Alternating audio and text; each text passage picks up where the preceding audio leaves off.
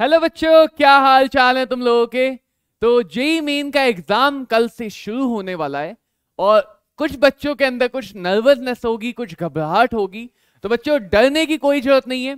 मुझे पता है तुम सब ने बहुत अच्छे से तैयारियां की हैं और इस आखिरी मिनट में हम लेके आए हैं ऑर्गेनिक केमिस्ट्री के कुछ ऐसे कॉन्सेप्ट जो बहुत ज्यादा इंपॉर्टेंट लग रहे हैं, जैसा कि जेई का ट्रेंड देखा गया जेई के फर्स्ट अटेम्प्ट में। तो उन कॉन्सेप्ट्स पे बेस हम कुछ क्वेश्चंस को देखेंगे और उन कॉन्सेप्ट की मदद से कोशिश करेंगे ऑर्गेनिक केमिस्ट्री को थोड़ा सा रिवाइज करने की। बाकी तुम लोग चैंपियन हो यार, तुम लोग का जेई मेन 4 के आने वाले हो, ठीक है। तो इस बात का यकीन रखना है कि जेई मेन बहुत अच्छा होने वाला है। बिल्कुल टेंशन फ्री, स्ट्रेस फ्री होके एग्जाम देना है, तभी हम एग्जाम में अपनी बेस्ट परफॉर्मेंस दे सकते हैं। तो शुरू करने से पहले कुछ बातें मैं बताना चाहूंगा। सबसे पहले बच्चों, हमारे पास ये 3 चैप्टर होते हैं। एक बायोमोलिक्यूल नाम से ऑर्गेनिक केमिस्ट्री में,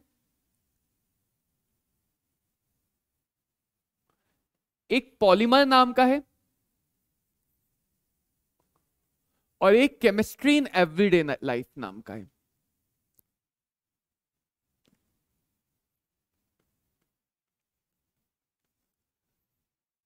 जैसा कि तुम लोगों ने पिछले अटेम्प्ट में देखा भी होगा, पीवाईक्यूज में भी देखा होगा कि जेई हर साल हर अटेम्प्ट में ऑलमोस्ट इन तीनों चैप्टर से क्वेश्चन जरूर पूछता है।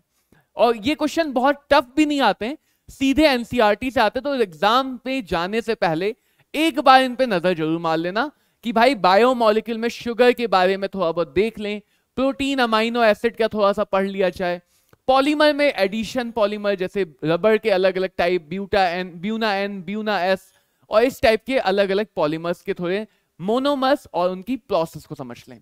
एवरीडे लाइफ में आर्टिफिशियल स्वीटनर, यानी कौन कौन सा आर्टिफिशियल स्वीटनर है जिनको हम यूज कर सकते हैं as a substitute to sugar, और साथ ही साथ ड्रग्स की अलग अलग क्लासिफिकेशन और उनके कुछ एग्जाम्पल जो एनसीईआरटी में दिए।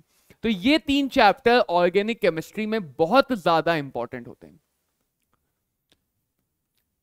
इसके अलावा कुछ कॉमन रिएक्शंस हैं, जैसे कि हमारे एल्डिहाइड कीटोन चैप्टर की जो बहुत इंपॉर्टेंट हो जाती हैं, फिनॉल पे बेस्ड रिएक्शन, एनिलीन पे बेस्ड रिएक्शन, अजोडाइज की रिएक्शन।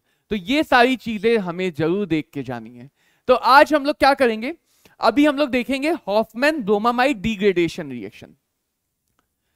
इससे मिलती जुलती 3 रिएक्शंस हैं जिनमें से एक एनसीईआरटी में गिवन है, लेकिन हम तीनों का थोड़ा थोड़ा देखेंगे।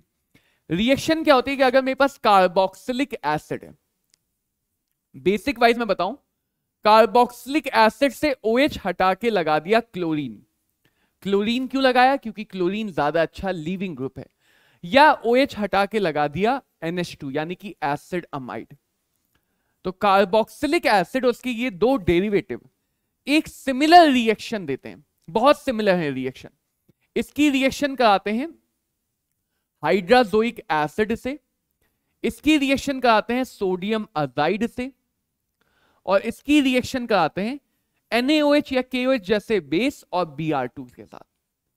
ये वाला ज्यादा इंपॉर्टेंट है, ठीक है। और इन तीनों रिएक्शन में बच्चों, इन तीनों रिएक्शन में एक सिमिलर सा इंटरमीडिएट बनता है जो बहुत इंपॉर्टेंट हो जाता है, कई बार पूछा गया है और इस साल भी जेई ने दिखाया है पूछ के। इसको बोलते हैं एल्काइल आइसोसाइनाइट। Alkyl isocyanate. यहां पे आप देख सकते हो कि जो नाइट्रोजन एटम है उससे कार्बन चेन जुड़ी, तो यहां पे नाइट्रोजन एटम अटैक करेगा, यहां भी नाइट्रोजन अटैक करेगा, यहां पे ऑलरेडी नाइट्रोजन है। और इन तीनों रिएक्शन में कॉमन बात यह है कि एल्काइल ग्रुप फाइनली नाइट्रोजन पे माइग्रेट करेगा, यानी यहां पे एल्काइल का R- के फॉर्म में माइग्रेशन होगा। किस फॉर्म में होगा, R- के फॉर्म में। और इस वजह से ये इंटरमीडिएट बहुत इंपॉर्टेंट बन जाता है, एल्काइल आइसोसाइनेट इंटरमीडिएट। देन अगर हम इसकी हाइड्रोलाइसिस कराते हैं तो दोनों carbon nitrogen double bond open हो जाता है और हमें मिलता है प्राइमरी अमाइन। तो ये प्राइमरी अमाइन बनाने का बहुत अच्छा मेथड। अब इसमें एक और बात समझो। पहली बात तो ये भी समझ में आ गई यहां पे कि भाई एक कार्बन कम होना है, कार्बन एटम निकल रहा है तो कार्बन तो कम होना है। दूसरी बात ये समझ में आनी चाहिए कि कार्बन एसिडिक है, कार्बन डाइऑक्साइड एसिडिक नेचर की गैस होती है। तो अगर हमारे मीडियम में बेस लिया गया है तो बाई प्रोडक्ट में क्या होगा, एसिड बेस आपस में रिएक्शन करेंगे, तो NaOH या KOH लेंगे तो यहां पे CO2 फाइनल नहीं होगा। अगर पूछ ले कभी कि साथ में क्या बनता है, तो यहां पे CO2 फाइनल नहीं होगा, यहां पे सॉल्ट बन जाएगा, कार्बोनेट सॉल्ट। इसमें एसिडिक मीडियम है तो CO2 गैस ही निकलेगी, इसमें सॉल्ट है तो यहां भी CO2 गैस ही निकलेगी। इस पहली रिएक्शन को बोलते हैं श्मिट रिएक्शन। श्मिट का ही ये मॉडिफिकेशन है, इसको बोलते हैं कर्टियस डिग्रेडेशन। वैसे तो ये तीनों ही रिएक्शन डिग्रेडेशन है क्योंकि कार्बन चेन छोटी हो रही है। और इस लास्ट वाली रिएक्शन को बोलते हैं हाफमैन ब्रोमामाइड डिग्रेडेशन रिएक्शन, या प्यार से तुम इसे हैप्पी बर्थडे रिएक्शन भी बोल सकते हो। This is your happy birthday, right? Yes. अगली रिएक्शन को समझते हैं कि इसकी मैकेनिज्म में थोड़ी बहुत बातें और देख लेते हैं कि कैसे हो रहा है। हमने लिया एल्काइल आइसोसाइनेट बनाने के लिए एसिड अमाइड। एसिड अमाइड में पता होना चाहिए कि भाई ये जो हाइड्रोजन एटम है ये एसिडिक होते हैं, स्लाइटली एसिडिक होते हैं नीचे के। तो अगर मीडियम में बेस लिया गया है तो बेस क्या करेगा, इस H को निकाल के नाइट्रोजन के ऊपर नेगेटिव चार्ज लाएगा, सॉल्ट बनाने की कोशिश करेगा, करेगा या नहीं करेगा? तो यहां पे मिल गया हमें एक इस टाइप का कॉन्जुगेट एनायन। अब ये कॉन्जुगेट एनायन जो मीडियम में Br2 है उस पे अटैक करके एन ब्रोमो एसिड अमाइड बना लेता है। नाइट्रोजन एटम पे क्या लग गया, एक ब्रोमीन, नाइट्रोजन फिर से न्यूट्रल हो गया, यहां भी न्यूट्रल था फिर से न्यूट्रल हो गया, अभी भी नाइट्रोजन के पास एक हाइड्रोजन है, यानी यहां पे फिर से बेस अटैक कर सकता है। और एक बात बच्चों हमेशा ध्यान रखना कि अगर एसिड बेस रिएक्शन होनी है तो वो डोमिनेट कर जाती है भाई सारी रिएक्शन पे, हर एक रिएक्शन पे डोमिनेट कर जाती है। तो यहां पे आ गया N पे माइनस Br। अब आता है इस रिएक्शन का सबसे इंपॉर्टेंट पार्ट। क्या है वो सबसे इंपॉर्टेंट पार्ट? कि इस N के पास देखो तो इसकी वैलेंसी इनकंप्लीट है, इसके बॉन्ड इनकंप्लीट है, तो इस बॉन्ड को कंप्लीट करने के लिए R माइनस यहां से गया, लेकिन उसी टाइम पे Br निकल गया। तो देखो येलो वाले को देखो तो 2 इलेक्ट्रॉन आए, एल्काइल ग्रुप का माइग्रेशन हुआ, 2 इलेक्ट्रॉन आए, और उसी टाइम पे 2 इलेक्ट्रॉन ब्रोमीन लेके चला गया। तो नाइट्रोजन का काम अभी भी पूरा नहीं हुआ, तो ये जो माइनस है ये बदल गया इधर का पाई बॉन्ड।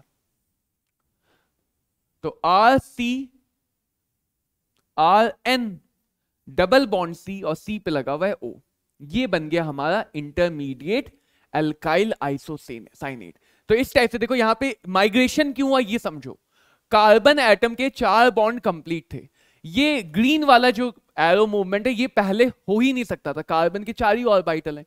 तो कार्बन की वैलेंसी को बनाने के लिए, वैलेंसी को खाली करने के लिए एल्काइल ग्रुप का माइग्रेशन हो रहा है, समझ पाए?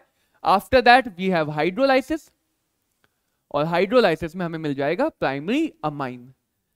तो ये रिएक्शन प्राइमरी अमाइन बनाने का मेथड है, और इस प्राइमरी अमाइन को बनाने के लिए हमें यहां पे एल्काइल आइसोसाइनेट इंटरमीडिएट मिलेगा। ये मेन इंटरमीडिएट है, बाकी भी इंटरमीडिएट है इस रिएक्शन में, लेकिन मेन तो भाई यही वाला है, समझ पाए? जैसे मेन तुम्हारा एग्जाम यही वाला है वैसे ही मेन इंटरमीडिएट यही वाला है। जरा देखो 3 क्वेश्चन आए हैं फर्स्ट अटेम्प्ट में, जेईई मेन के फर्स्ट अटेम्प्ट में सेम रिएक्शन पे 3 क्वेश्चन बिल्कुल एक जैसे आए। कौन सा? इंटरमीडिएट बताना है इस रिएक्शन में। जहां भी तुम देखो एसिड अमाइड ब्रोमीन और साथ में बेस, कौन सी रिएक्शन है? Happy birthday to you. तो ये हो गई हमारी हैप्पी बर्थडे रिएक्शन, सही बात है। अब पूछा गया यहां पे इंटरमीडिएट कौन सा बनता है, तो यहां पे ना साइनाइड बनता है, ना आइसोसाइनाइड बनता है, ना कार्बोक्सिलिक एसिड इंटरमीडिएट बनता है। इंटरमीडिएट क्या बनता है? अगर हमें मैकेनिज्म याद है तो चुटकियों में ये क्वेश्चन हो जाएगा। एक और क्वेश्चन आया था, intermediate in the Hofmann bromamide reaction, reaction की जगह नाम दे दिया। क्या है इंटरमीडिएट? Carbon ion? नहीं। कार्बोकेटायन? नहीं। नाइट्रीन? नहीं। तो यहां पे क्या बनेगा? None of these. Alkyl isocyanate बनता है, क्योंकि इंटरमीडिएट क्या बनता है? अल्काइल आइसोसाइनेट, जिसमें ये कार्बन sp हाइब्रिडाइज्ड है, लीनियर है।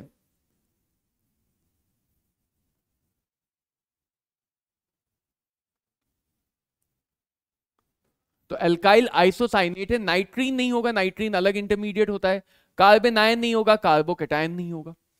एक और रिएक्शन क्वेश्चन आया था स्टेटमेंट बेस्ड कि हाफमैन डिग्रेडेशन रिएक्शन में, तीनों क्वेश्चन फर्स्ट अटेम्प्ट में आए थे। एल्काइल ग्रुप माइग्रेट करता है कार्बोनिल से नाइट्रोजन एटम, बिल्कुल सही बात। Migration of alkyl group takes place towards electron deficient nitrogen atom. क्या नाइट्रोजन एटम जिसपे माइग्रेशन होता है वो इलेक्ट्रॉन डेफिशिएंट है? देखो जरा एक बार, क्या नाइट्रोजन एटम जिसपे माइग्रेशन हुआ वो इलेक्ट्रॉन डेफिशिएंट है? अगर ये वाले फॉर्म में माइग्रेशन हुआ है, वो वैलेंसी डेफिशिएंट है, वैलेंसी इनकम्प्लीट है, लेकिन इसके पास इलेक्ट्रॉन इनकम्प्लीट है? नहीं, इलेक्ट्रॉन तो इसके पास पूरे हैं जितने होने चाहिए।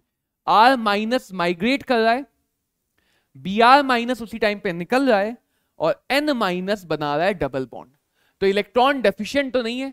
फर्स्ट स्टेटमेंट करेक्ट है, सेकंड स्टेटमेंट इनकरेक्ट है। तो करेक्ट स्टेटमेंट कौन सा है? सिर्फ और सिर्फ फर्स्ट वाला, सिर्फ और सिर्फ फर्स्ट वाला। तो मैकेनिज्म बेस्ड क्वेश्चन पूछे जा रहे हैं जेई में, मैकेनिज्म बेस्ड क्वेश्चन पूछे जा रहे हैं। एक और क्वेश्चन आया था जो मैकेनिज्म बेस्ड था, उसको भी देखते हैं। रीमर टीमन रिएक्शन, बहुत फेमस रिएक्शन फिनॉल की, फिनॉल की बहुत फेमस रिएक्शन, जिसमें हम फिनॉल लेते हैं और इसकी रिएक्शन कराते हैं बेस और क्लोरोफॉर्म के साथ। देखो अगर सोचोगे यहां भी थोड़ा सा दिमाग लगा के सोचोगे, थोड़ा सा लॉजिकली सोचोगे, क्योंकि हमें लॉजिकली सोचना है। तो फिनॉल एसिडिक होता है भाई, फिनॉल कैसा होता है? फिनॉल एसिडिक होता है, बिल्कुल होता है। NaOH कैसा है? बेसिक। एसिड बेस आ गए, सब पे भारी पड़ेंगे, सब पे भारी एसिड बेस की साझेदारी, हमेशा ध्यान रखना, सब पे भारी एसिड बेस की साझेदारी। तो यहां पे H प्लस निकल गया, H2O बाहर निकला, चाहे सोडियम फिनॉक्साइड दिखा दो, चाहे तो सिर्फ फिनॉक्साइड दिखा दो, ये हमारे काम का है। अब फिनॉक्साइड बनने से क्या हुआ कि O पे माइनस चार्ज आ गया, तो उसका माइनस चार्ज देने की टेंडेंसी ज्यादा हो जाएगी, प्लस M इफेक्ट बहुत स्ट्रांग हो जाएगा, तो ये ज्यादा एक्टिवेट हो जाता है। ये ज्यादा क्या होता है? एक्टिवेट हो जाता है। दूसरी बात ये कि कभी भी बेस और क्लोरोफॉर्म साथ में हैं तो बेस H प्लस क्लोरोफॉर्म से भी निकालेगा और यहां पे डाइक्लोरोकार्बीन मिलता है। अब डाइक्लोरोकार्बीन को समझें अगर, तो कार्बन के पास 6 इलेक्ट्रॉन है, एक lone pair, 2 bond pair, 6 electron है। इलेक्ट्रॉन भी की भी कमी है, बॉन्ड भी 2 बनाता है, ऐसे ही कार्बन को कार्बीन कहते हैं। कार्बीन इंटरमीडिएट किसे कहेंगे? जहां पे कार्बन के 2 बॉन्ड हो और एक इलेक्ट्रॉन पेयर हो, 6 इलेक्ट्रॉन। इसकी वैलेंसी भी इनकम्प्लीट है, 4 बॉन्ड बनाने थे कार्बन को, और इसका ऑक्टेट भी इनकम्प्लीट है। तो कार्बीन रेडिकल या कार्बीन इंटरमीडिएट दोनों तरह से काम करेगा, ये इलेक्ट्रॉन लेगा भी और इलेक्ट्रॉन देगा भी 4 बॉन्ड पूरे करने के लिए। देखो जा, ये है कार्बीन रेडिकल, डाइक्लोरोकार्बीन। तो O का माइनस इधर आएगा, ठीक है, O का माइनस इधर आएगा, तो ये पाई बॉन्ड खुलेगा, तो यहां पे माइनस आया, इस माइनस ने कार्बन को अटैक किया, इसलिए ऑर्थो या पैरा पोजीशन, क्योंकि ऑर्थो और पैरा पे ही माइनस आएगा। तो जब ये माइनस अटैक कर रहा है, ध्यान से देखना जरा रिएक्शन की मैकेनिज्म, यहां पे आके लग गया Cl Cl और इलेक्ट्रॉन थे। कार्बन जब कार्बीन था तो न्यूट्रल था, इलेक्ट्रॉन आ गए तो कैसा चार्ज आएगा? नेगेटिव चार्ज आएगा। अब वापस से H निकलेगा, O माइनस खुलेगा और यही नेगेटिव वापस से H को ले लेगा। तो कार्बीन ने 2 काम किए बच्चों लोग यहां पे। कार्बीन ने पहले तो बेंजीन से इलेक्ट्रॉन लिए और फिर अपने इलेक्ट्रॉन से अटैक करके कार्बन की वैलेंसी पूरी कर ली। कार्बन की वैलेंसी कितनी हो गई? 4 हो गई। यहां तक का काम कार्बीन का काम। अब मीडियम में क्या है? मीडियम में NaOH या KOH होगा, बेस होगा। तो बेस बेंजाइलिक पोजीशन है हमारे पास, बेस के साथ हमारे पास क्या है? हमारे पास है बेंजाइलिक पोजीशन। तो बेंजाइलिक पोजीशन पे SN हो जाता है आसानी से, nucleophilic substitution. Yes, nucleophilic substitution हो जाएगा। O माइनस CH दोनों क्लोरीन को OH डिस्प्लेस करेगा, ये बन गया जेमिनल डाइऑल। जेमिनल का मतलब एक ही कार्बन पे क्या लगे हैं, 2 OH लगे। अब जरा सोचो क्या होता है, एक कार्बन पे 2 OH लगे हो तो वो अनस्टेबल होता है। यहां पे रीमर टीमन रिएक्शन इसीलिए इंपॉर्टेंट है क्योंकि इसमें बहुत सारे अलग अलग फैक्टर इन्वॉल्व हो जाते हैं। देखो यहां पे 3 काम अभी दिखे हमें। पहला काम कार्बीन, उसको भी 2 पार्ट में बांट लेते हैं। Carbene as electrophile, carbene as electrophile, then carbon as nucleophile.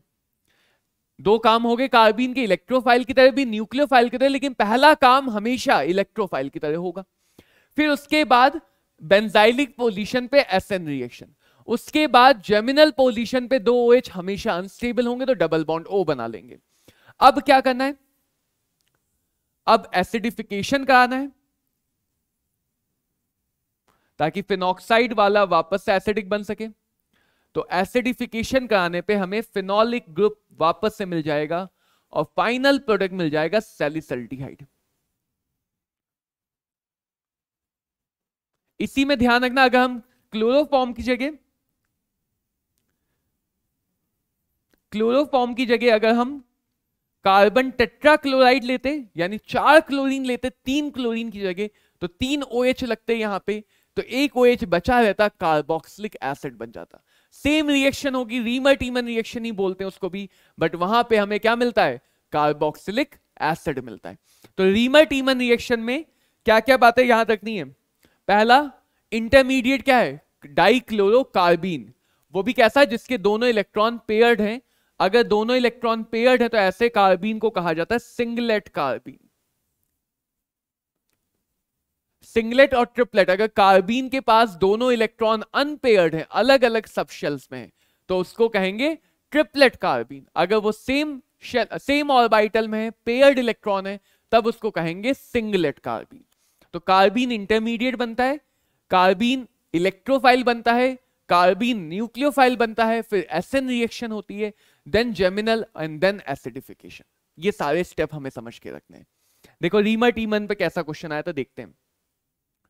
Intermediate, directly देखो इंटरमीडिएट पूछा, इंटरमीडिएट इन रीमर टीमन रिएक्शन डाइक्लोरोकार्बीन।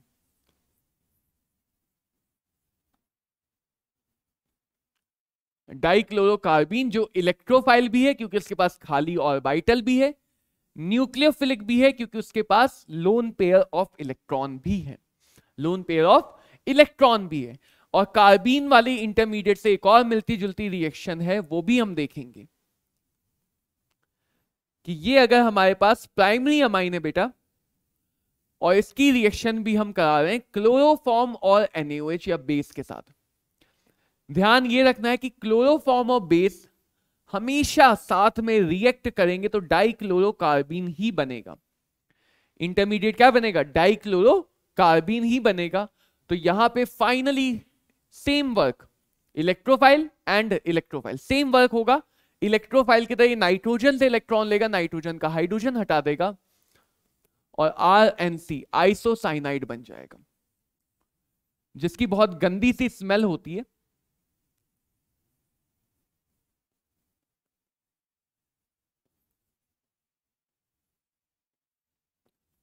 तो इसको बोलते हैं कार्बिल अमाइन टेस्ट। क्या बोलते हैं, कार्बिल अमाइन टेस्ट। तो ये दोनों रिएक्शन क्लोरोफॉर्म बेस के साथ की गई, दोनों में कॉमन बात है, दोनों का इंटरमीडिएट डाइक्लोरोकार्बीन है, सिंगलेट कार्बीन है, और दोनों में हमें कार्बीन का इलेक्ट्रोफिलिक नेचर देखने को मिलता है।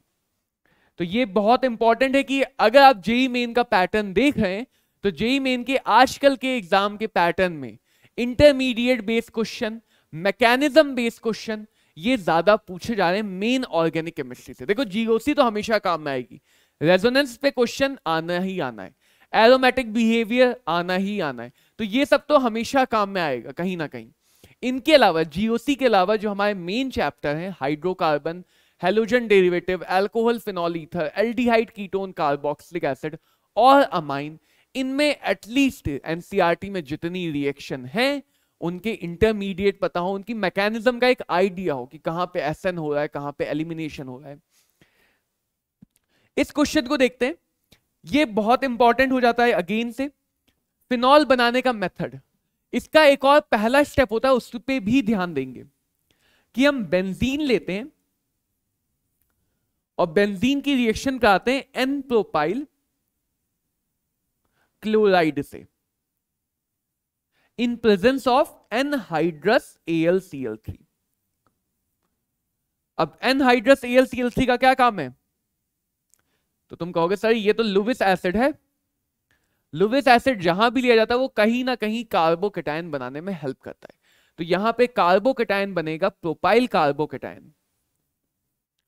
और खास बात, जरूरी बात, इंपॉर्टेंट बात यह है कि ये प्रोपाइल कार्बोकेटायन जो बना है ये स्टेबिलिटी बढ़ाने के लिए हाइड्राइड शिफ्ट कर लेता है और बदल जाता है सेकेंडरी कार्बोकेटायन में। और ये सेकेंडरी कार्बोकेटायन फाइनली जाके बेंजीन पे चिपक जाता है।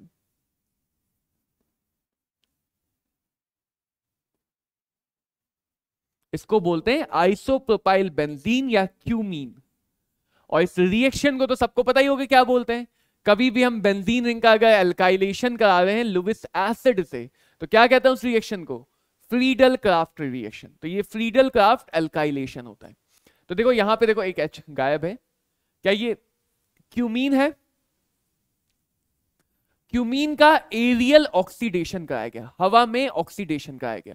तो ध्यान दोगे तो क्यूमीन की ये वाली पोजीशन बहुत स्टेबल फ्री रेडिकल देगी। उसको 6 अल्फा H भी मिल जाएंगे और उसको बेंजीन रिंग का कॉन्जुगेशन भी मिल जाएगा। तो क्यूमीन पे जब हम यहां पे ऑक्सीडेशन कराते हैं तो ऑक्सीजन इसी कार्बन हाइड्रोजन बॉन्ड के बीच में इंसर्ट हो जाता है। इसको बोलते हैं क्यूमीन हाइड्रोजन परऑक्साइड। तो ये फिनॉल बनाने का बहुत इंपॉर्टेंट मेथड है क्योंकि यहां पे साइड प्रोडक्ट भी बहुत काम का बनता है। और फिर जब इसकी हाइड्रोलाइसिस करते हैं तो रीअरेंजमेंट हो जाता है, जो OH है वो बेंजीन पे आके लग जाता है, एसिडिक रीअरेंजमेंट। ये OH बेंजीन पे लग गया, ये जो बचा ये बना लेता है एसीटोन। तो यहां पे साइड प्रोडक्ट भी काम का है एसीटोन, और मेन प्रोडक्ट तो काम का है ही। तो यहां पे जो प्रोडक्ट बनेगा वो फिनॉल और एसीटोन का मिक्सचर बनेगा, फिनॉल और acetone. Option A will be the answer.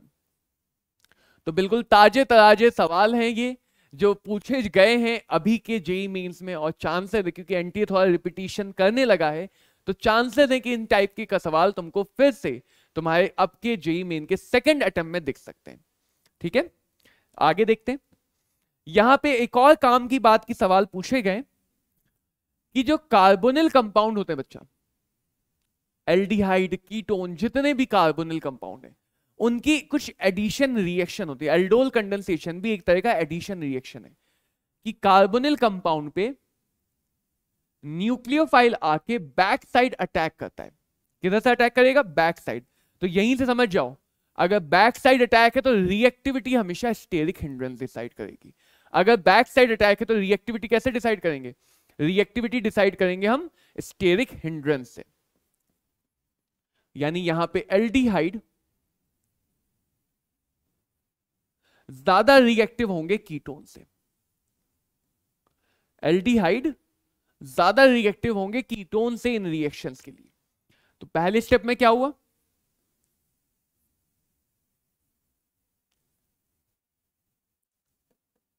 Nucleophile आके जुड़ गया, O पे माइनस चार्ज आ गया, और अगले स्टेप में इलेक्ट्रोफाइल जुड़ेगा।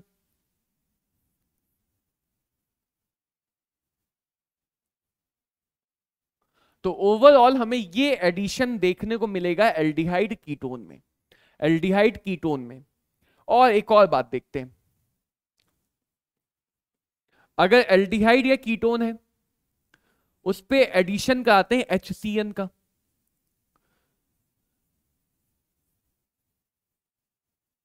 एल्डिहाइड कीटोन पे एडिशन कराते हैं सोडियम बाइसल्फाइड का,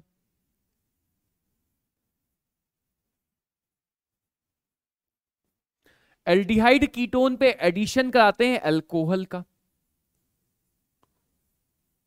सब में कॉमन बात पहचानने की कोशिश करो। देखो ऑर्गेनिक में रिएक्शन अगर तुम सोचोगे तो तुम्हें लगेगा एल्डिहाइड कीटोन में दुनिया भर की रिएक्शन है।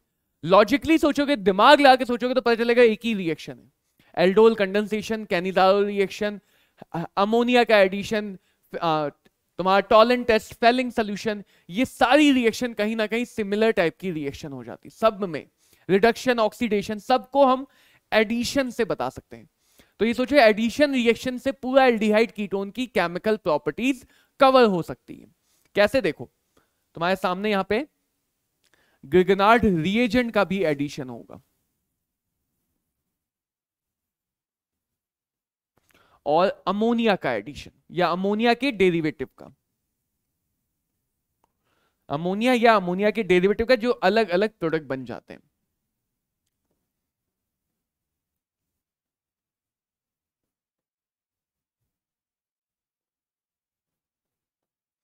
देखो यहां पे एडिशन होने के बाद क्या क्या बनेगा। HCN है तो इलेक्ट्रोफाइल H ऑक्सीजन के पास, न्यूक्लियोफाइल साइनाइड कार्बन के पास। सोडियम बाइसल्फाइड है तो O Na+ वाला सॉल्ट और SO3H, या यहां पे फाइनली क्या बन जाएगा फिर OH और SO3Na। एल्कोहल है तो H ऑक्सीजन के पास, OR कार्बन के पास। RMGBr है तो पॉजिटिव MGBr ऑक्सीजन के पास, निगेटिव कार्बन चेन कार्बन के पास। NH2 है तो यहां पे OH और NHZ बनेगा। ठीक है, तो ये तो हो गए भाई हमारे एडिशन, मेन कॉमन एडिशन। अब इन पे क्वेश्चन कैसे बनते हैं? क्वेश्चन बनता है इनके आगे के स्टेप पे जाके कि अगर साइनोहाइड्रिन की हाइड्रोलाइसिस करा दें, अगर हम साइनोहाइड्रिन की हाइड्रोलाइसिस करा दें तो साइनाइड कन्वर्ट हो जाता है कार्बोक्सिलिक एसिड में।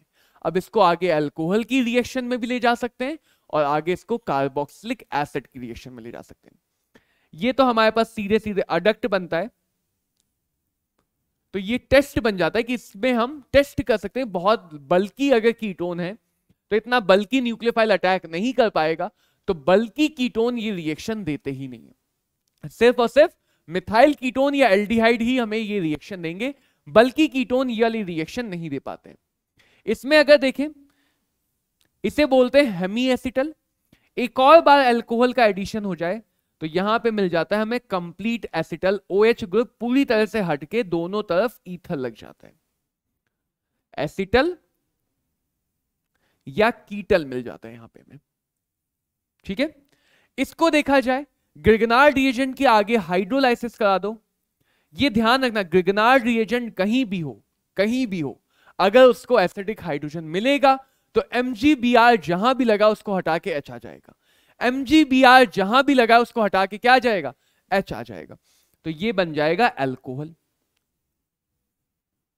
ये क्या बन गया, अल्कोहल।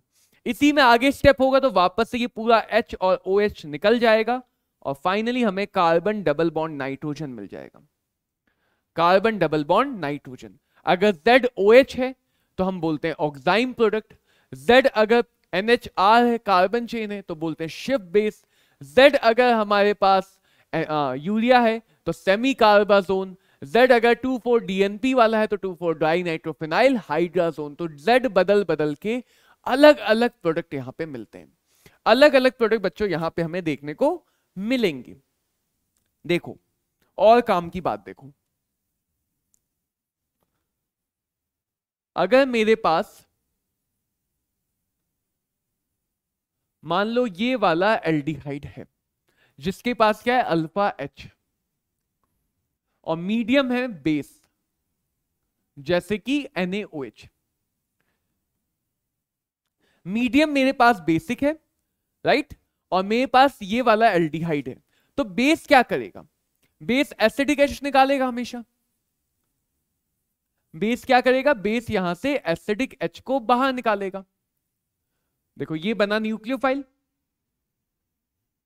अब न्यूक्लियोफाइल बन गया तो भाई क्या करना है, कार्बोनिल ग्रुप पे एडिशन करा देना। न्यूक्लियोफाइल बना, कार्बोनिल ग्रुप पे एडिशन करा देना है। जैसे ही न्यूक्लियोफाइल बना, कार्बोनिल ग्रुप पे क्या करा लेना है, एडिशन करा लेना है।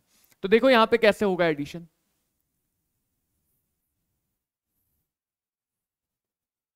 ये कार्बोनिल ग्रुप दूसरा है तो दूसरा ले लेंगे। मान लो सोल्यूशन के अंदर दो अलग अलग कार्बोनिल है तो दोनों में एक एक बार कर लेंगे, एक ही है तो एक ही से कराएंगे। माइनस ने अटैक किया, ओ का बॉन्ड खुला। जरा ध्यान से देखना इस रिएक्शन की मैकेनिज्म को, तो यहां से डायरेक्ट प्रोडक्ट कैसे बनता है वो भी समझ में आ जाएगा।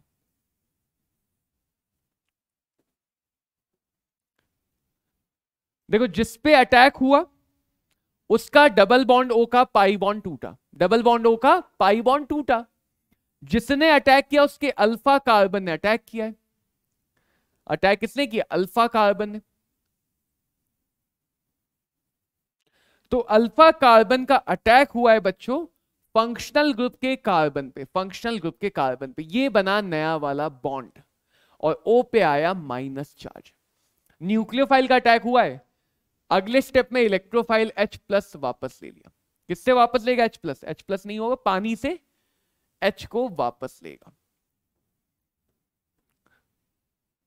तो CH3 CH ये बन गया OH, H लेके CH2 CO CH3 और यहां पे आ गया सिंगल बॉन्ड। अल्फा बीटा के बीच में आया सिंगल बॉन्ड, इसको बोलते हैं बीटा हाइड्रोक्सी कार्बोनिल कंपाउंड, या पर्टिकुलरली अगर बोला जाए तो एल्डोल। तो अगर देखा जाए तो एल्डोल पे कई बार डायरेक्ट प्रोडक्ट आते हैं, डायरेक्ट रिएक्शन आती है कि डायरेक्ट प्रोडक्ट बनाओ। तो डायरेक्ट प्रोडक्ट बनाने के लिए अगर मैकेनिज्म पता है तो बहुत आसानी से डायरेक्टली बनेगा। और फिर अल्फा अगर हीट करोगे, एक और अल्फा H है, एक और OH है, तो H2O निकल जाएगा, एलिमिनेशन हो जाएगा और आ जाएगा डबल बॉन्ड। डबल बॉन्ड भी वहीं आएगा जहां पे पहला नया बॉन्ड आया था।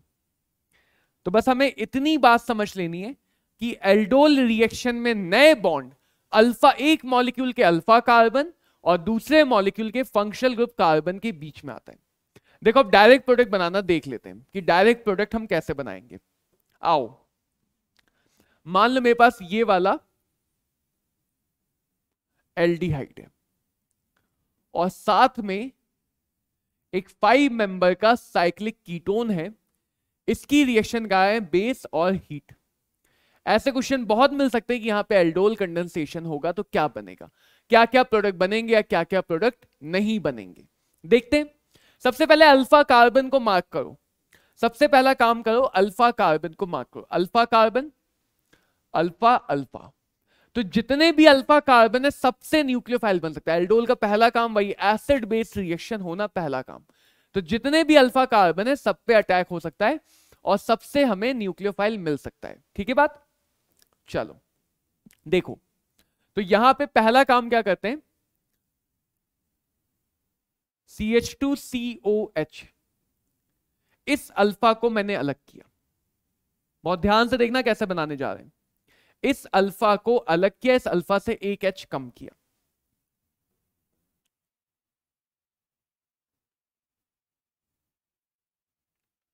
अल्फा H को कम करो। ठीक है। दूसरा काम, जो दूसरा वाला मॉलिक्यूल है उसके फंक्शनल ग्रुप वाले कार्बन को अल्फा के सामने रखो। एक बार ये वाला मॉलिक्यूल ले रहा हूं, एक बार इसी का भाई ले रहा हूं, इसी का जुड़वा भाई। तो फंक्शनल ग्रुप कार्बन को सामने रखो, यानी कि दूसरा काम करना है, अल्फा कार्बन और फंक्शनल ग्रुप कार्बन के बीच में बॉन्ड बनेगा।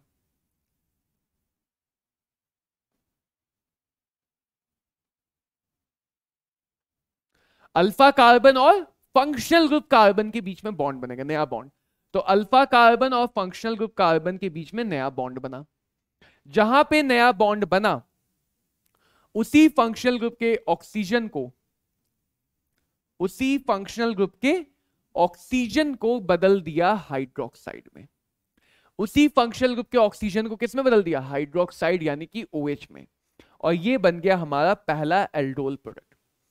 ये बन गया हमारा पहला एल्डोल प्रोडक्ट, एल्डोल 1, और ये बन गया एल्डोल 2।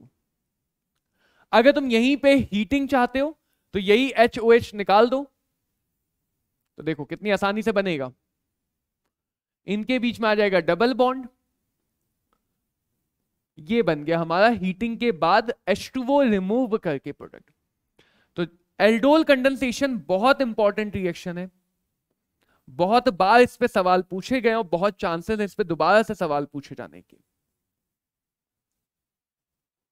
यहां पे H है, हमने एल्डिहाइड लिया था, कीटोन लेते तो कीटोन वाला काम हो जाता। सेम यही काम, क्या सेम यही काम हम दोबारा से कर सकते हैं इसके अल्फा कार्बन को लेके? क्योंकि दोनों आइडेंटिकल हैं तो किसी को भी ले लो, दोनों आइडेंटिकल हैं किसी को भी ले लो, हमें सिर्फ प्रोडक्ट बनाना है। फटाफट प्रोडक्ट बना के दिखाएंगे, तब तक मैं इनका नाम लिख रहा हूं।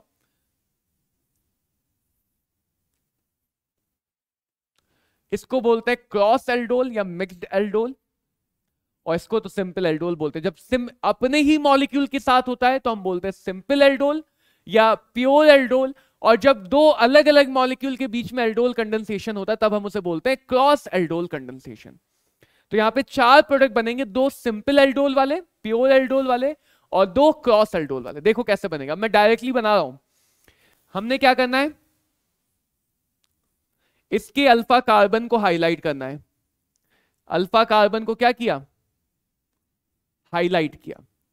एक बार इसके अल्फा कार्बन को जोड़ेंगे इसके खुद के साथ, एक बार दूसरे के साथ। तो जब खुद के साथ जोड़ेंगे तो फंक्शनल ग्रुप कार्बन को सामने रखना है, फंक्शनल ग्रुप कार्बन को सामने रखना है। देखो दोनों के फंक्शनल ग्रुप कार्बन सामने हैं, ठीक है, मैंने डबल बॉन्ड वो हटाई दिया। सीधे प्रोडक्ट बनाना तो अल्फा कार्बन और फंक्शनल ग्रुप कार्बन इनके बीच में लगा दो डबल बॉन्ड, बन गया एल्डोल प्रोडक्ट। 10 सेकंड का भी काम नहीं होगा, सिंपल काम करना है कि अल्फा कार्बन और फंक्शनल ग्रुप कार्बन के बीच में डबल बॉन्ड लगा दो, फाइनल प्रोडक्ट बन गया। Alpha carbon functional group carbon के बीच में डबल बॉन्ड लगा दिया, फाइनल प्रोडक्ट बन गया। तो ये हुआ हमारा एल्डोल कंडेंसेशन। कौन सी रिएक्शन है, एल्डोल कंडेंसेशन में हम प्रोडक्ट ऐसे बनाते हैं।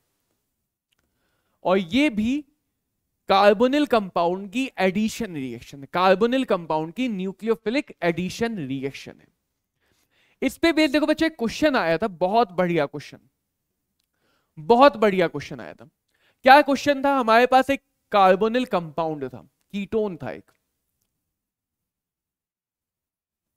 कीटोन पे HCN से रिएक्शन करा रहे हैं। पहला स्टेप तो मेरे ख्याल से सबको समझ में आएगा, पहला स्टेप सबको समझ में आएगा। क्या बनेगा यहां पे, फटाफट बताओ क्या बनेगा। हाँ, तो पहले स्टेप में यहां पे बना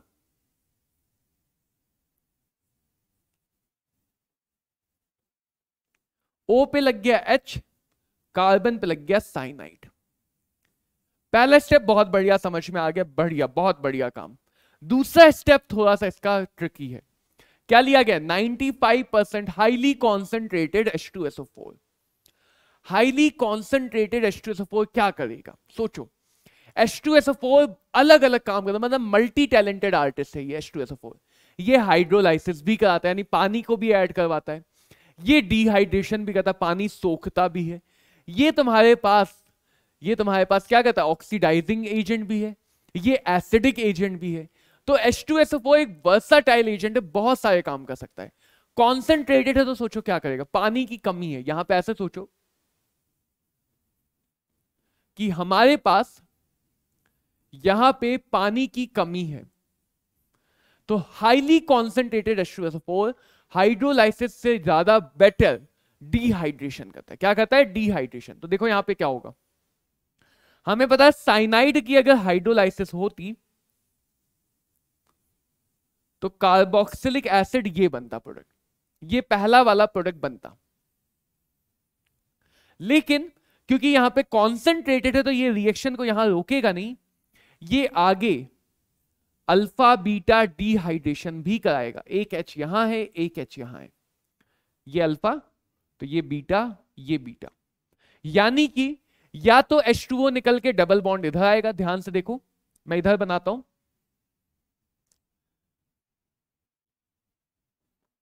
या तो डबल बॉन्ड इधर आ जाएगा, यानी बी जैसा प्रोडक्ट बनेगा, या फिर डबल बॉन्ड इधर आएगा, सी जैसा प्रोडक्ट बनेगा। वैसा कोई प्रोडक्ट है नहीं। अब अगर देखें तो हाइड्रेशन डिहाइड्रेशन के बाद मेजर माइनर प्रोडक्ट किससे पहचानते हैं, सिट्जेफ और हाफमैन। ये वाले के पास 2 अल्फा हाइड्रोजन है, ये है हाफमैन प्रोडक्ट,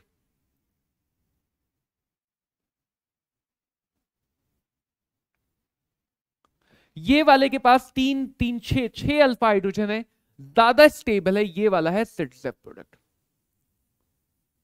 ये वाला कौन सा है? सिट्जेफ प्रोडक्ट। तो यहां पे अगर हम सोचें तो भाई ये जो मेजर प्रोडक्ट है सिट्जेफ वाला होना चाहिए,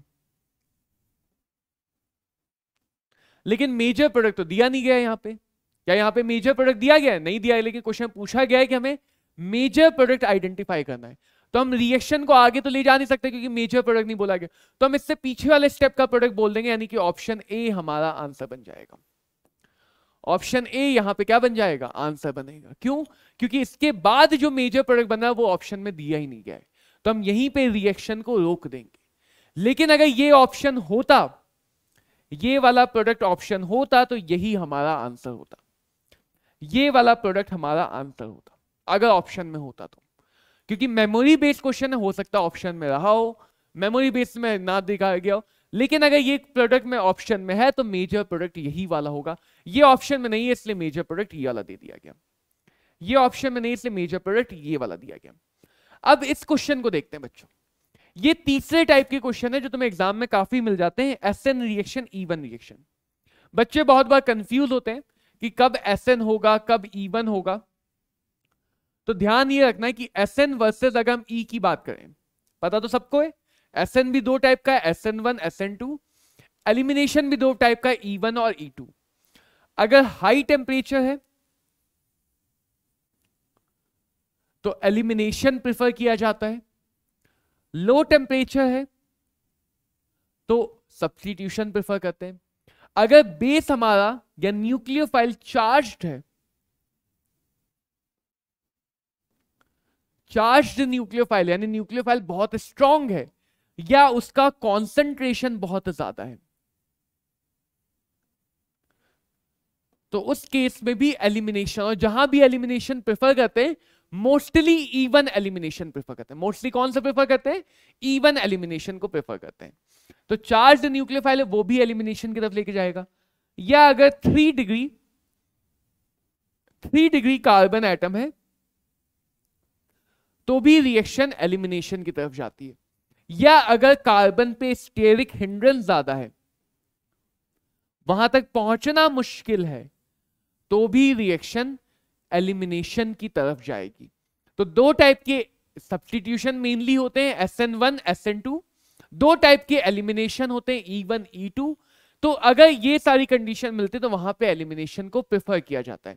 और तो हमें पता ही है कि अगर अल्कोहलिक बेस लिया जाता है,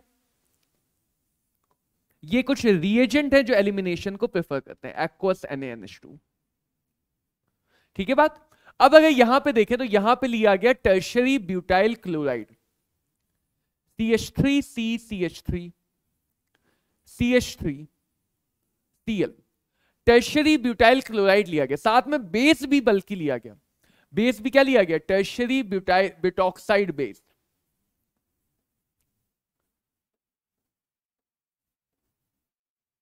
तो हमारे पास बल्कि बेस है जो ऑब्वियसली कोई बड़ा सा ग्रुप होगा जाके जुड़ेगा तो लटक जाएगा, गिर जाएगा अपने आप।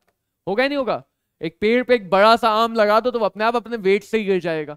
तो अगर बड़ा बेस है तो वो जाके चिपकना नहीं चाहेगा। बड़ी चीज को चिपकाना मुश्किल होता है, होता है नहीं होता है? कभी दीवार पे एक बड़ा सा फुटबॉल लेकर चिपकाने की कोशिश करो फेविकोल से, तो नीचे गिर जाएगी। प्लास्टिक की बॉल चिपक जाएगी आसानी से फेविकोल लगा के। तो होता क्या है कि अगर बेस बल्कि है तो उसको चिपकाना मुश्किल होगा। तो इस वजह से अगर बल्कि बेस है तो वो क्या प्रेफर करेगा कि वो साइड में से आए, चुपचाप चोरों की तरह साइड में से आए, हाइड्रोजन निकाले और यहां पे डबल बॉन्ड लगा के चला जाए चुपचाप। समझ पाए बात? क्या करे? साइड में से आए, हाइड्रोजन निकाले, डबल बॉन्ड लगा के चला जाए चुपचाप। तो इस केस में प्रेफर क्या किया जाएगा? E1 elimination. E1 elimination prefer किया जाए। टर्शियरी वाले में वैसे भी E1 की तरफ जाने के चांसेस ज्यादा होते हैं। तो ये रिएक्शन कौन सी होगी? E1। अब यहां पे एक काम की बात सुनो,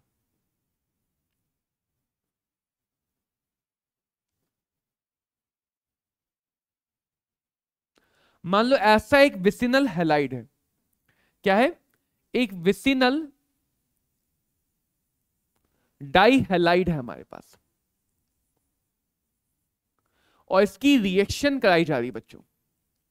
एक बार करा रहा हूं अल्कोहलिक KOH से, और एक बार करा रहा हूं एक्वस NaNH2 से। ठीक है, अब तुम्हें ये बताना है कि यहां पे प्रोडक्ट क्या बनेगा। यहां पे प्रोडक्ट को आइडेंटिफाई करके बताना है कि यहां पे प्रोडक्ट क्या बनेगा। देखो और फटाफट सोच के बताओ कि यहां पे प्रोडक्ट क्या बनना चाहिए। तो ये बात ध्यान में रखनी कि अगर विसिनल है तो वहां पे 2 बार एलिमिनेशन हो सकता है। ये वाला क्लोरीन निकल जाए, यहां से H निकल जाए, तो देखो क्या बनेगा, CH3 CH double bond CH Cl, vinyl halide बनेगा। दोबारा से ये Cl ये H निकल जाए तो हमें ट्रिपल बॉन्ड आता हुआ दिखाई देगा। देगा नहीं देगा ट्रिपल बॉन्ड आता हुआ। तो यहां पे क्या समझने वाली बात है कि अल्कोहलिक KOH उतना स्ट्रॉन्ग बेस नहीं है कि ये डबल बॉन्ड पे, जहां पे पार्शियल डबल बॉन्ड कैरेक्टर आ चुका है, डबल बॉन्ड पे क्या होगा, रेजोनेंस होगा, रेजोनेंस होगा तो पार्शियल डबल बॉन्ड कैरेक्टर आ जाएगा। तो ये उतना स्ट्रॉन्ग बेस नहीं है कि डबल बॉन्ड पे पार्शियल डबल बॉन्ड कैरेक्टर आने के बाद हैलोजन को हटा पाए।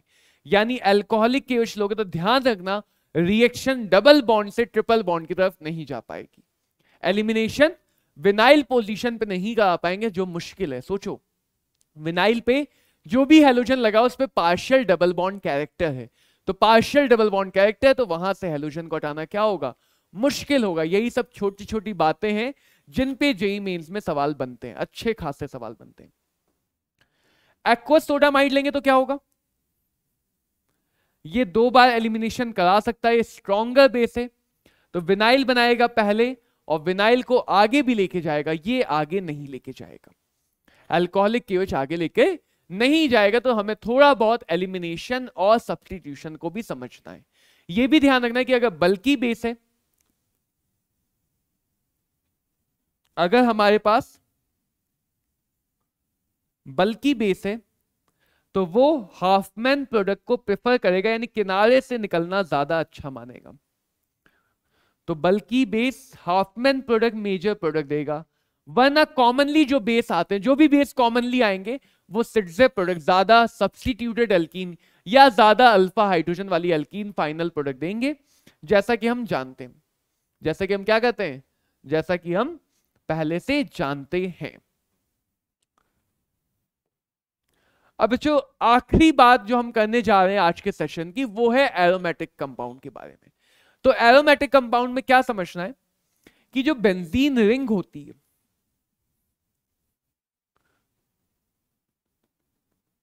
जो हमारे पास क्या होती है बेंजीन रिंग, वो खुद न्यूक्लियोफिलिक होती है। खुद कैसी होती है, न्यूक्लियोफिलिक। तो अगर इस बेंजीन रिंग पे इसके पास पाई इलेक्ट्रॉन का क्लाउड है ना, इसके पास पाई इलेक्ट्रॉन का क्लाउड है या नहीं है, तो अगर इस पे कोई +m ग्रुप लगाए, कैसा ग्रुप लगाए, +m ग्रुप लगाए, तो वो अपनी ऑर्थो और पैरा पोजीशन पे पार्शियल नेगेटिव चार्ज आएगा रेजोनेंस के बाद, मीजोमेरिक इफेक्ट। +m कैसे पहचानेंगे, लोन पेयर हो या कार्बन चेन हो, तो ऐसे ग्रुप +m होते हैं। अगर इसी के पास कोई -m ग्रुप लगाओ, -m कैसे पहचानोगे, उसके पास पाई बॉन्ड होगा, जिस कार्बन या जिस एटम से वो अटैच होगा उस एटम के पास अगर पाई बॉन्ड है तो वो डेफिनेटली -m, या तो पाई बॉन्ड हो या पॉजिटिव चार्ज हो, खाली ऑर्बिटल हो, -m। जितने भी -m में सब में जिस एटम से वो जुड़ेगा उसके पास एक पाई बॉन्ड होगा, तो -m वाला अपनी ऑर्थो और पैरा पोजीशन पे इलेक्ट्रॉन को विड्रॉ करके पॉजिटिव चार्ज लाएगा। यानी हर बार जो पोजीशन एक्टिवेट होगी वो भी ऑर्थो पैरा होगी, जो डीएक्टिवेट होगी पोजीशन वो भी ऑर्थो पैरा होगी। डीएक्टिवेट क्यों कह रहा हूं मैं, क्योंकि अब इलेक्ट्रोफाइल आएगा तो वो पॉजिटिव की तरफ नहीं जाना जाएगा। इलेक्ट्रोफाइल भी पॉजिटिव होता है, यहां भी पॉजिटिव है, पॉजिटिव पॉजिटिव क्या करेंगे, पॉजिटिव पॉजिटिव रिपल्शन करेंगे, नेगेटिव पॉजिटिव क्या करेंगे, नेगेटिव पॉजिटिव अट्रैक्शन करेंगे। तो ऐसे ग्रुप को बोलते हैं रिंग एक्टिवेटर्स। क्या बोलते हैं, रिंग एक्टिवेटर्स, जो आने वाले इलेक्ट्रोफाइल को कितना धक्का देंगे, आने वाले इलेक्ट्रोफाइल, क्योंकि इलेक्ट्रोफाइल पॉजिटिवली चार्ज है तो आने वाला इलेक्ट्रोफाइल या तो ऑर्थो पोजीशन पे जाके लगेगा या फिर पैरा पोजीशन पे लगेगा। ऐसे ग्रुप को बोलते हैं रिंग डीएक्टिवेटर। अगर रिंग डीएक्टिवेटर है तो वो पॉजिटिव चार्ज ला रहा है, तो जो इलेक्ट्रोफाइल है वो इधर से तो रिपेल होगा, plus plus repel, plus plus repel, तो इलेक्ट्रोफाइल जाके लगेगा मेटा पोजीशन पे। तो ये मेटा डायरेक्टिंग होते हैं, ये ऑर्थो या पैरा डायरेक्टिंग होते हैं। तो इस बात को हमें समझना था। अब इस क्वेश्चन को देखते हैं, आओ आओ क्वेश्चन देखा जाए, इस क्वेश्चन का भी खात्मा किया जाए। Which will form meta halide with respect to CH3 on halogenation? CH3 किस में बताना है, मेटा पे कौन लगाएगा। देखो ध्यान देना, एक एक्टिवेटर लगा है, एक डीएक्टिवेटर लगा है। अगर एक ग्रुप है जो रिएक्टिविटी बढ़ा रहा है, दूसरा ग्रुप है जो रिएक्टिविटी घटा रहा है, तो किसकी बात सुनोगे? एक है जो कह रहा है कि हाँ ये काम अच्छे से होगा, एक है कह रहा है नहीं नहीं ये काम मत करो। किसकी बात सुनोगे? अगर तुम काम करना चाहते हो, अगर तुम जेई क्रैक करना चाहते हो, तुम्हारे कंधे पे एक बैठा हुआ है, एक डेविल, एक एंजल। डेविल कह रहा है कि नहीं नहीं नहीं हो पाएगा, जेई क्रैक नहीं हो पाएगा। एंजल कह रहा है कि जेई क्रैक हो जाएगा। किसकी बात सुनोगे? डेविल को मारोगे ना, भगा देना डेविल को। तो यहां पे जब भी रिंग एक्टिवेटर डीएक्टिवेटर एक्टिवेटर को सुनेंगे, यानी हेलोजिनेशन कराऊंगा, तो या तो ऑर्थो पे लगेगा या पैरा पे लगेगा, या तो ऑर्थो पे लगेगा या फिर पैरा पे लगेगा। तो CH3 के रिस्पेक्ट में मेटा प्रोडक्ट ये तो नहीं देगा। आओ फिर से एक्टिवेटर, पाई बॉन्ड आ गया, पाई बॉन्ड आ गया तो डीएक्टिवेटर। किसकी बात सुनेंगे? एक्टिवेटर की। एक्टिवेटर कहेगा या तो मेरे ऑर्थो पे लगाओ या मेरे पैरा पे लगाओ। फिर से मेटा तो नहीं बनेगा। इधर आओ, एक्टिवेटर एक्टिवेटर दोनों एक्टिवेटर है भाई, दोनों कंधे पे एंजल आके बैठ गया, दोनों ही एक्टिवेटर है। अब किसकी बात सुनोगे? तो अब सुनोगे ये है हाइपर कॉन्जुगेशन से एक्टिवेटर, ये मीजोमेरिक इफेक्ट का एक्टिवेटर है, यानी ये वाला ज्यादा पावरफुल है और दुनिया चलती ही शक्ति के बेसिस पे है ना। जो ज्यादा पावरफुल है, जो ज्यादा बलवान है, उसकी बात तो सुननी पड़ेगी। तो अब बात सुनेंगे OH की। तो OH के रिस्पेक्ट में ऑर्थो, OH के रिस्पेक्ट में ऑर्थो, OH के रिस्पेक्ट में पैरा, यहां पे आके लगना चाहिए। किसके रिस्पेक्ट में? OH की वजह से सुनी गई बात। तो अगर दोनों एक्टिवेटर ग्रुप लगे तो जो ज्यादा एक्टिवेटर है उसकी बात सुनोगे। अगर एक एक्टिवेटर एक डीएक्टिवेटर, तो ऑब्वियसली जो एक्टिवेटर है उसी की बात सुनी जाएगी। तो डायरेक्शन उस बेसिस पे निकाली जाएगी। तो यहां पे देखो कि OH के ऑर्थो पे लगेगा या OH के पैरा पे। लेकिन मिथाइल के लिए कमाल की बात क्या हो यहां पे कि ऐसा लगे हैं ये दोनों कि मिथाइल के लिए भी यही ऑर्थो यही पैरा है। मिथाइल भी कह रहे थे यही लगाने को, OH भी कहते यही लगाने, तो सेम जगह बताए थे, सेम जगह लगा दिया।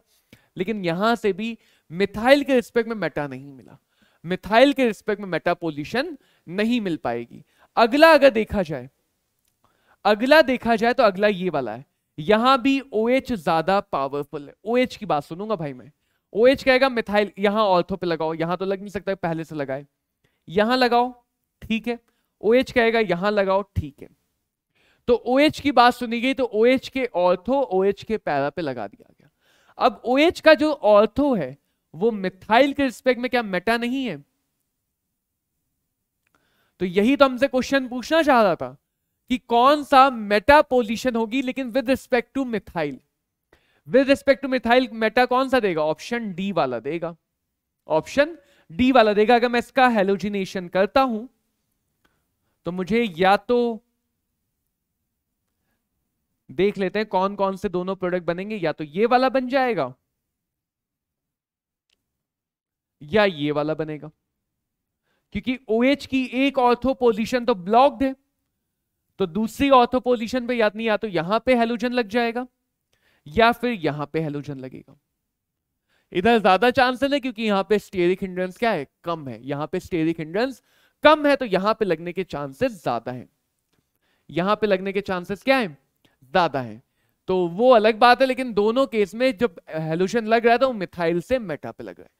तो एक ही ऑप्शन है जो मिथाइल के मेटा पे तुम्हें हेलोजन लगा के देगा। तो इस टाइप के क्वेश्चन और भी बन सकते हैं। Meta direction, ortho para direction, activation, deactivation, लेकिन किसके लिए देख रहे हैं? ध्यान रखना, इलेक्ट्रोफाइल के लिए। किसके लिए देख रहे हैं? इलेक्ट्रोफाइल के लिए सारी बातें देखी जाती हैं। एक और सिमिलर टाइप के क्वेश्चन बनते हैं जो बात आती है रेजोनेंस में एरोमेटिसिटी से। तो एरोमेटिसिटी की कंडीशन क्या है? पहली बात तो हमारे पास होना चाहिए cyclic delocalisation. Cyclic delocalisation. Cyclic delocalisation का मतलब क्या है? तुम कहीं से चलना शुरू करो, डीलोकलाइजेशन को फॉलो करो, वापस से घूम के वहीं आ जाओ। Pi bond sigma bond difference लेते वहीं आ जाओ। तो कैसे? देखो, यहां से चलना शुरू किया, pi bond sigma bond positive conjugation है, एक सिंगल बॉन्ड का डिफरेंस है तो कॉन्जुगेशन है, प्लस सिग्मा बॉन्ड पाई, जहां से चले वहीं पे आगे साइक्लिक कॉन्जुगेशन है। साइक्लिक कॉन्जुगेशन है, मॉलिक्यूल साइक्लिक नहीं, कॉन्जुगेशन साइक्लिक। इसमें देखो, pi bond sigma bond negative charge sigma bond pi bond, इसमें भी साइक्लिक कॉन्जुगेशन है। इधर आओ, pi bond sigma bond pi bond, ठीक है, pi bond sigma bond positive charge, ठीक है, positive charge sigma bond pi bond, जहां से चले वापस वहीं पे आ गए, साइक्लिक कॉन्जुगेशन है, यहां भी है। इसमें आओ, pi bond sigma bond pi bond, sigma sigma sigma, बहुत सारे सिग्मा आ गए, साइक्लिक कॉन्जुगेशन ही नहीं है। तो साइक्लिक कॉन्जुगेशन मिलना बहुत कंपलसरी कंडीशन है एरोमेटिक या एंटी एरोमेटिक होने के लिए। अगर साइक्लिक कॉन्जुगेशन नहीं है तो मॉलिक्यूल कैसा भी हो, उसमें रेजोनेंस हो ना हो, सीधे सीधे बोलोगे नॉन एरोमेटिक। सीधे सीधे क्या बोलोगे? Non aromatic. अब साइक्लिक कॉन्जुगेशन के बाद दो बातें देखो, अगर 4n पाई इलेक्ट्रॉन घूम रहे तो एंटी एरोमेटिक बोलेंगे। कितने पाई इलेक्ट्रॉन? अगर 4n पाई इलेक्ट्रॉन घूमे तो बोलेंगे एंटी एरोमेटिक, और अगर 4n प्लस 2 पाई इलेक्ट्रॉन घूम रहे हैं तो बोलेंगे एरोमेटिक। देखो यहां पे पॉजिटिव चार्ज में कोई इलेक्ट्रॉन है, 2 पाई इलेक्ट्रॉन, नेगेटिव चार्ज में 2 इलेक्ट्रॉन, 2 यहां 2 यहां, 4 पाई इलेक्ट्रॉन, पॉजिटिव चार्ज में कोई इलेक्ट्रॉन है, 2 यहां 2 यहां, 2 2 4, कोई इलेक्ट्रॉन है, 4 पाई इलेक्ट्रॉन। अगर नंबर ऑफ इलेक्ट्रॉन 4 से डिविजिबल है तो 4n इलेक्ट्रॉन, यानी कि एंटी एरोमेटिक। अगर नंबर ऑफ इलेक्ट्रॉन 4 से डिविजिबल नहीं है या रिमाइंडर 2 आ रहा है तो वो एरोमेटिक। तो ये वाला हो गया हमारा एंटी एरोमेटिक, ये वाला भी हो गया एंटी एरोमेटिक, और ये वाला हो गया एरोमेटिक। और इन जनरल क्या होता है कि एरोमेटिसिटी आती है तो स्टेबिलिटी बढ़ती है, और एंटी एरोमेटिसिटी आती है तो स्टेबिलिटी घटती है।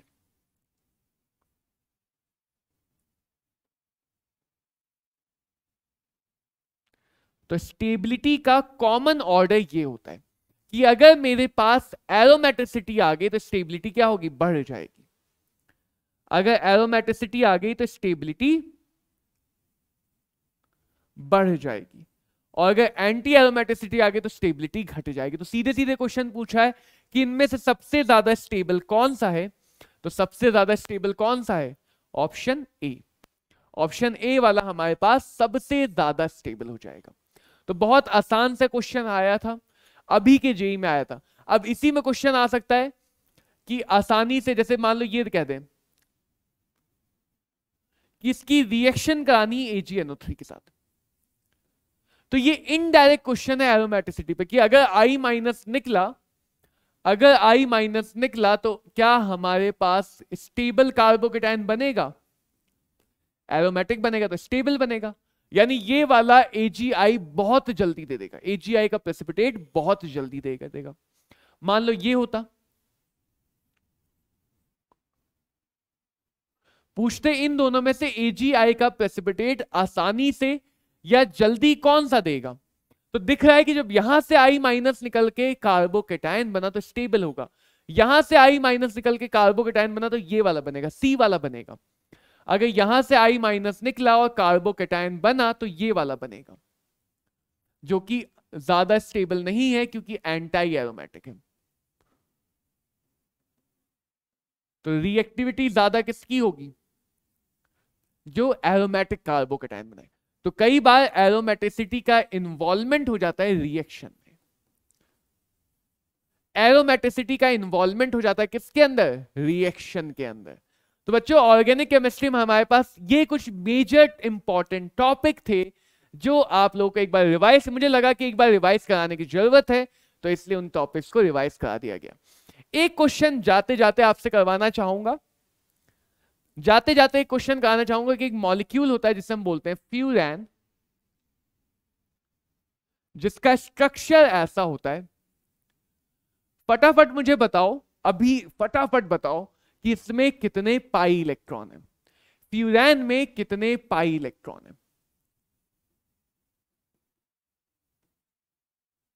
फटाफट बताओ,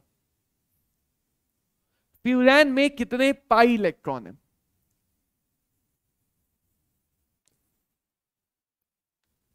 निकाल पाए आंसर?